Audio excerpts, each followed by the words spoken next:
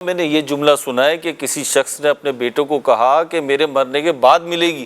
تو بیٹے نے کہا کہ ہمیں سے تمہارے مرنے کا کیا انتظار کرتے رہیں گے؟ والدین کے ساتھ ایسا نہیں کرنا چاہیے، لیکن بچے کرتے کیوں ہیں؟ والد کے پاس اتنے پیسے ہیں کہ جس کے بچے مرنے کے بعد کروڑوں کے حقدار بنے گا، ابھی لاکھوں دیے ان کو۔ آپ دیکھیے اگر ان کو گاڑی لینے کی اجازت نہیں ہے، ان کو اسکوٹر بھی نہیں لینے دیتے، اس کو جناب کپڑے بھی اچھے پہننے نہیں دے رہے، اس کو چپل بھی، مطلب وہ ایسا لگ رہا ہے فقیروں کی زندگی گزر رہی ہے گھر میں، یار دوستوں سے مانگ رہا ہے۔ ہاں یار دوستوں سے مانگ رہا ہے، ابا نہیں دے رہے، بچے اب بچے مرنے کا انتظار نہیں کریں گے تو کیا کریں گے؟ اچھا ایسا ہونا کہ والد بھی غریب ہے تو بچوں کو بھی صبر آ جاتا ہے، بینک اکاؤنٹ بھرے ہوئے ہیں، ابا کی پراپرٹیاں ختم نہیں ہو رہی ہیں اور ابا نہ خود خرچ کر رہے ہیں۔ اچھا والد صاحب نے 50 سال پرانی 60 سال پرانی زندگی دیکھی ہے، ان کو سادگی کی عادت ہے، وہ سادگی کے نام پر ہر چیز برداشت کر رہے ہیں، وہ چٹنی روٹی کھاتے تو وہ آج کے دور میں اچھا اپنے دوست بھی تانا دیتے ہیں کہ موبائل بھی نہیں ہے تیرے پاس، موٹر سائیکل بھی نہیں ہے، سائیکل پہ گھوم رہا ہے، حالانکہ ابا کے پاس اتنا کاروبار ہے۔ تو یہ وہ زیادتی ہے کہ مورلی وہ بندہ اتنا ڈپریس ہو جاتی ہے اولاد کہ پھر معاذ اللہ، دیکھیں یہ والد کی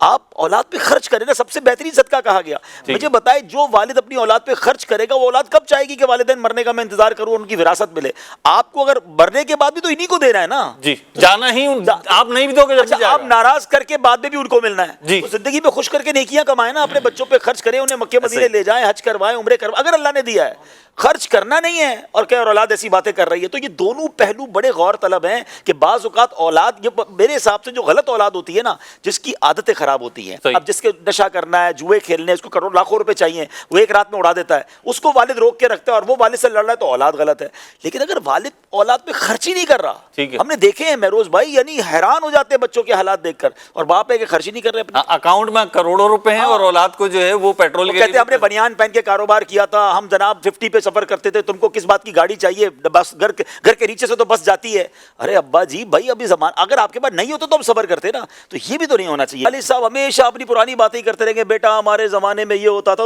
آپ کا زمانہ چلا گیا، اب دوسرا زمانہ ہے، ابا تھوڑا اپ گریڈ بھی ہو جاؤ، اپنے کو سافٹ ویئر بھی اپ گریڈ کرو۔ وہ جب شروع ہوتی ہے ان کی اپنے زمانے کی بات شروع ہوتی ہے، تو اس سے بچوں میں اور والد میں دوری ہو جاتی ہے۔ میں یہاں والد صاحبان سے عرض کروں گا، بڑوں سے عرض کروں گا، اپنے بچوں کو خوش رکھیں، بلکہ آج کے دور میں تو بچوں کو خوش رکھیں گے تو بچے آپ کے ساتھ بھی وفادار رہیں گے، ورنہ ایسا نہ ہو کہ آپ ہی کے بچوں کو اپنے سامنے آپ کھو دیں۔ اب کروڑوں روپے میرے بینک میں پڑے، سارے بچے مجھ سے ناراض ہیں، بیوی الگ ناراض ہے، کیسوں کا کیا کرنا ہے میں نے؟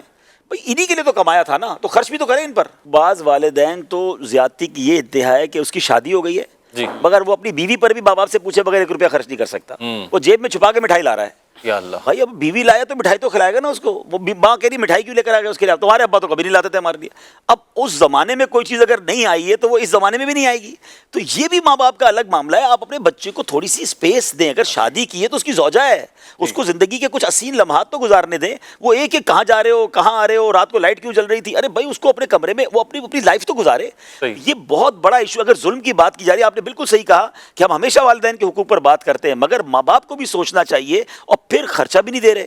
اب شادی کر کے کہاں، اچھا کیونکہ بعض اوقات بزنس سانجھا ہوتا ہے، اچھا نوکری کر کے آ گیا نا بیٹا تو چلو اپنی تنخواہ میں سے نکال کے بیوی کو دے دے گا۔ اب جب سارا بزنس ہی ایک ہی ہے اور ابا سے ہی پیسے لینے ہیں، تو اس کو شادی کے بعد بھی آپ نے مانگنے والا رکھا ہے، کوئی فکس اماؤنٹ تو کر دیں کہ بھائی مہینے کو بیٹا تیرے اتنے دوں گا۔ اچھا وہ اپنے زمانے والی اماؤنٹ فکس نہ کریں کہ جب وہ ان کو ملتی تھی، آج کے زمانے کے حساب سے خوشحال زندگی اپنی حیثیت کے مطابق کوئی اماؤنٹ فکس کرے، تھوڑے پیسے وہ بچا بھی سکے، تھوڑے پیسے اپنی زوجہ کو بھی دے کے۔ اچھا شوہر تو شوہر، جو بیوی ہے نا اس کو بھی محتاج رکھا ہے کہ وہ 1-1 روپیہ اپنی ساس سے مانگے گی، اپنے سسر سے مانگے گی۔ یہ بھی میرے گھرانوں کی باتیں سنی ہیں۔ ہاں وہ شاپنگ کرا دیں گے، وہ آپ ان سے بات کریں، وہ شوہر کو کہتی ہے مجھے کپڑے چاہیے، نہیں میری امی سے بات کرو، میرے ابو سے بات کرو۔ یار آپ زوجہ آپ کی ہے، لیکن یہ ایسا اتنا گھٹن والا ماحول جب گھر میں ہوگا تو کیسے بچے